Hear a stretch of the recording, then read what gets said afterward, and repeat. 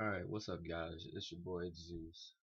You know, coming in with my very first guide to how to play Hunter, or at least how to build Hunter. And hopefully I'll follow up with this video with guidelines on where to stand, where to be, and how to progress through the game with Hunter, or progress through a match with Hunter. But let's get into the actual build that I run. This is my preference. A lot of it is your preference, a lot of it is what you want to do and what you want to run, so keep that in mind. Alright, so for my hunter, on my repeater anyway, repeater is the main weapon that I use for hunter, just for the simple fact that it has the highest damage, or it has the most consistent damage out of all the other weapons. Most consistent damage, most consistent ammo.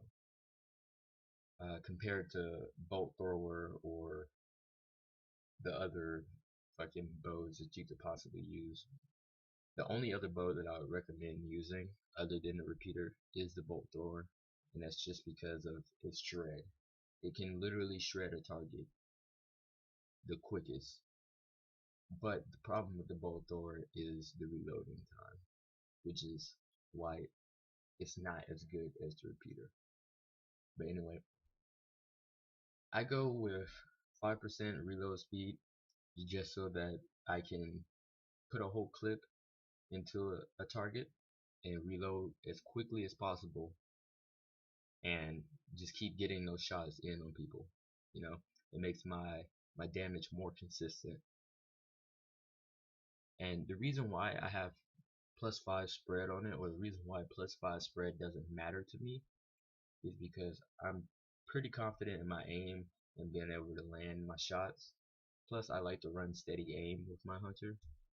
So when you build that confidence and you got it to not need to reduce spread by that margin, it makes it 10 times easier to go with other perks and other enchants and everything on there. But yeah, the reload speed, so I can keep more consistent damage. I can do more damage over time, and I can get the reloads off just slightly faster than what I would normally be able to. And the faster I reload, the more shots that's going to come out. The more shots that come out, the more damage and the more kills, and the more I can help my team out. Alright, I use Poison Bola for one, because the 160 damage over time, over 2 seconds, is actually matters. It actually matters. That's a little bit more chip on a target whenever you're in a team fight. That's a little bit more damage over time. You know, it helps you. It helps you to get the damage in and to keep the target locked down. Compared to the normal bola, which is used just to lock a target down for an extended duration. This one, it locks the target down and it does damage to them. With the normal bola, if you lock that target down, no one can shoot him. If anyone shoots him, it instantly breaks just like that, and you basically just have a wasted ability. Because if it instantly breaks, it's like you never even used it. So what's the point of that? Plus, they can possibly stack plus stun resistance and reduce the time that they're locked down, and etc, etc. That's why I use Poison Bola, because the extra damage actually is relevant, especially in a 1v1 situation. It gives you the ability to 1v1 nearly anybody, but you have to use your Poison Bola sparingly. You can't just throw it out all willy-nilly and all crazy. You have to use it when the situation calls for it. But that's why I keep Poison Bola on my loadouts. On every single loadout I use, Poison Bola is in it. I go with minus weapon spread, because if I have minus weapon spread on this, it'll take away from the minus 5% weapon spread I have on my repeater. So it'll make the difference, it'll make the 5% spread a little less than like severe as it would be any other time. So that's why I run that. But I have plus 4% fall damage, which I'm pretty confident in my ability to dodge sentinels and all types of other knockbacks and all types of CC. So I'm pretty confident with my ability to do that. So the extra damage onto me doesn't really matter to me because I have the confidence to, you know, I have the confidence in my ability to move out of the way or, you know, dodge a CC or a knockback or something like that. And one more thing, the only reason why I haven't enchanted it the second time is because I see no real need. If I enchant it the second time, it's gonna lock one of my enchants and I might be stuck with something I don't want. So might as well keep it good for the moment until I'm ready to progress and make a new one, etc., etc. But for my explosive shot, and yes, explosive shot is the only thing I use. There's multiple different things you can use. Blinding shot could be good in a team situation, but other than that, I wouldn't use it. Blinding shot is completely test oriented. If you're testing something and you want to see if it'll work out in a team comp with your team or with your group of friends or whatever, then I would say blinding shot is something that you should try. But explosive shot is the most consistent damage. You aim where it goes and it hits the target immediately. That's 300 damage to the face of any target that surrounds you at any time. 300 damage. That's you can't get better than 300 damage.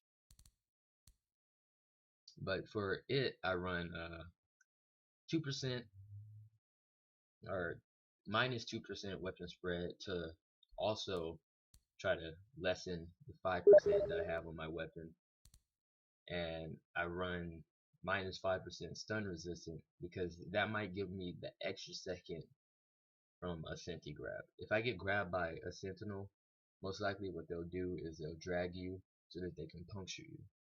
But with the stun resistant, it keeps you on the ground longer, so if they immediately try to rush the puncture, it'll only do 100 damage instead of the 400 damage that it would normally do.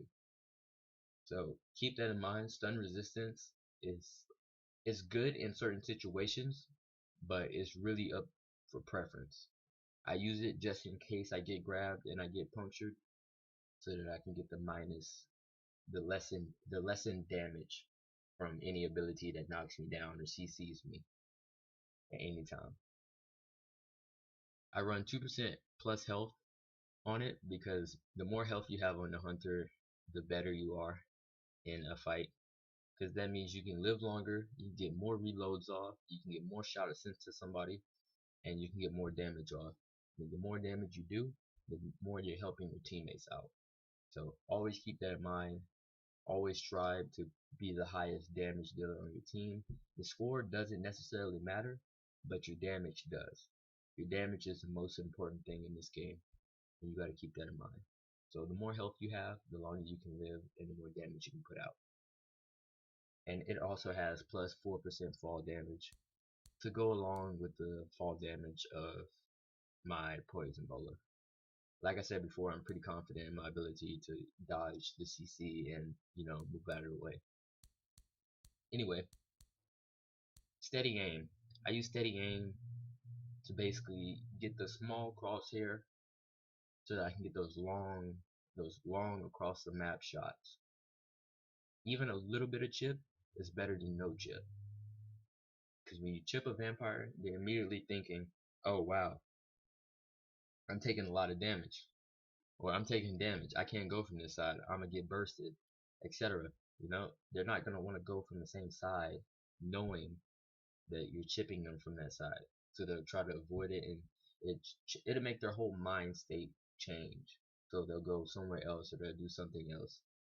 So chipping people is the most important thing, and a lot of times I find that I have a hard time chipping people with a big ass crosshair in the middle of the screen. So I try to lessen it as much as I can without losing anything, without losing any benefits that I could get from anything else. And still, and what I mean by the benefits is like losing benefits is for me it'll be losing the reload speed for the increased spread or the minus spread. The reload speed is more important to me because when the engages happen, it's more damage on the engage compared to seeing someone across the map and being able to shoot them. Because when they engage, I'm perfectly fine with unloading all I can into them. But when it comes to like across the map poking and stuff like that, that's where the spread is actually needed. But in professional scene, you're not going to get the opportunity to actually poke people across the map like you would think you could in a pub or something like that. So you got to keep that in mind. This perk is this perk in ESL for me is always interchangeable with, let's say, Iron Will or Tactician. Two really good perks. Two really good perks. The plus 10% health is amazing. Is just amazing. If you can have a tanky hunter dealing consistent damage, you're basically set to win the game. But demolitionist is also a good perk to go along with your explosive shot. It just gives you that extra like I believe it's like 50 extra damage maybe, or like 25 extra damage onto each shot. It's a good perk. All these perks are preference though. You don't have to use any of it if you're confident in your ability to do something on the game. Use whatever fits your playstyle. You know, whatever wins you the game is what you should use.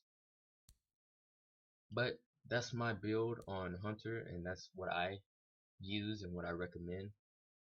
This has been your boy Zeus from Team Alpha. Always make sure to check out the links below.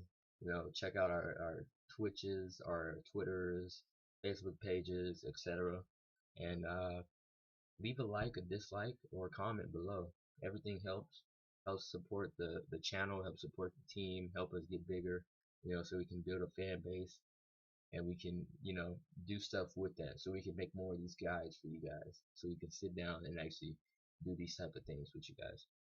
But thank you for watching. I appreciate all the support. Zeus out.